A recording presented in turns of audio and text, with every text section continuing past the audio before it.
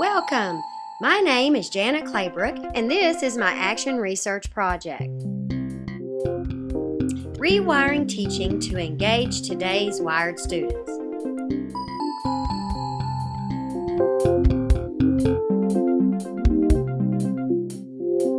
The need began with the rolling out of the one-to-one student computers. That, paired with half of my faculty having 15-plus years teaching experience, and the anticipation that the traditional teaching methods would fail to utilize these new and exciting student computers, got my brain turning. How can I provide appropriate training and rewire this faculty's teaching methods? So the planning began. The ADDIE model is a systematic instructional design model consisting of 5 phases. The first phase of this instructional design model consists of analysis. This phase is the most important. The designer identifies the learning problem, goals and objectives, the audience, the existing or background knowledge. In this phase, you also look at the learning environment and the delivery options, as well as a timeline. The second phase is the design phase. In this phase, you take your learning objectives and you begin the design process. You look at the content and how you would like the content to be delivered within your instructional plan. It's here where you start planning detailed storyboards. The third phase is the development phase, which is actually your creation or your production of how you're going to deliver the content and learning materials based on your design. In this phase, it's where you take your storyboards and they come to life.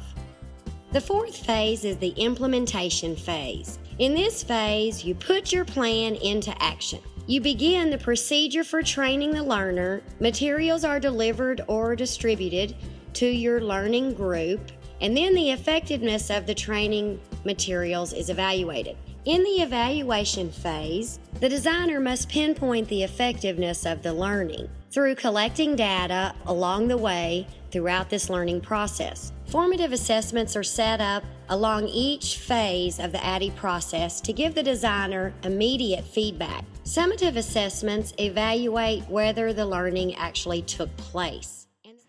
My action research began with these key components: collaborative PD through conducting weekly job-embedded cluster meetings, technology implementation through introducing Web 2.0 tools and instructional technology, and authentic learning through the development of project-based learning units which implemented this new technology.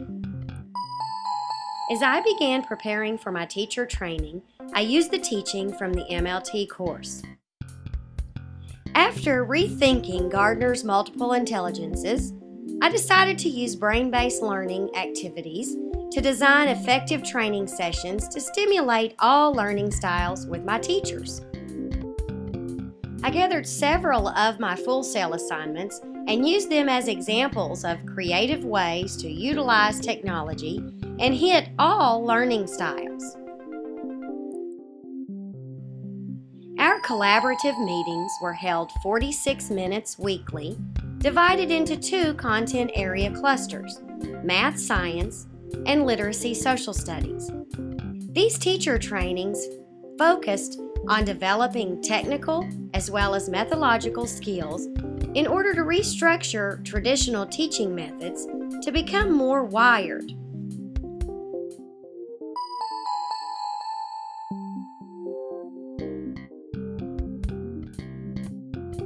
The ETC course introduced Web 2.0 classroom tools.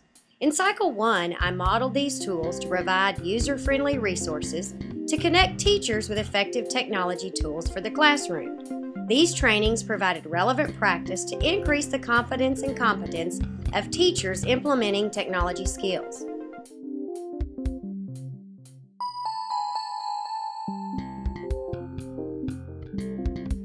In the beginning, my teachers continued to use basic functional technology, but as their confidence grew, it motivated teachers to effectively use more technology in the classroom. They began sharing new ideas and researching on their own new ways to utilize our one-to-one student computers. Also, teachers began planning lessons that engaged students in compelling and challenging work using technology. Cluster minutes documented 100% attendance, and 96% of the teachers brought in student samples connecting technology within their content areas. So the rewiring continues.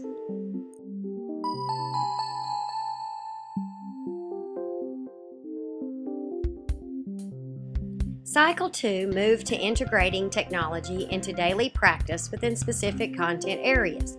The development of project-based learning increased the level of student engagement as they created solutions to challenges using technology. Teachers planned lessons collaboratively and shared effective ways to deepen student thinking. Revised teaching methods help students to engage with technology and focus on applications associated with critical thinking, communication, collaboration, and creativity. The students connected more with the teaching methods that further engaged their learning processes. During both of my AR cycles, my teachers received professional development and improved their ability to integrate curriculum embedded with technology. This professional development proved to build confidence and competence in the integration of technology in the classroom. This new technology provided opportunities for authentic learning experiences.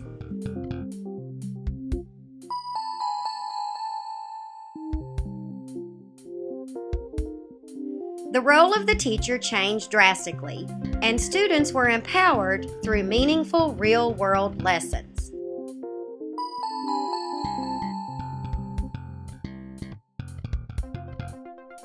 In Cycle 1, teachers were introduced to new technology and provided training to increase their content knowledge and competence in using it.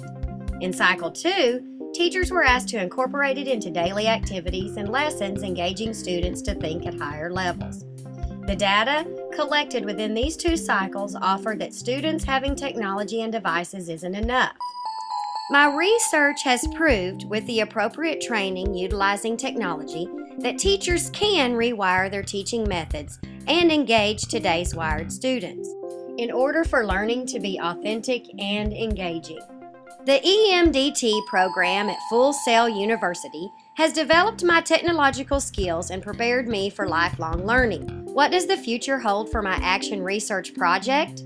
Continue teacher trainings embedded with technology, provide support for my teachers implementing this technology, and be a resource for my school when it comes to the Apple computers.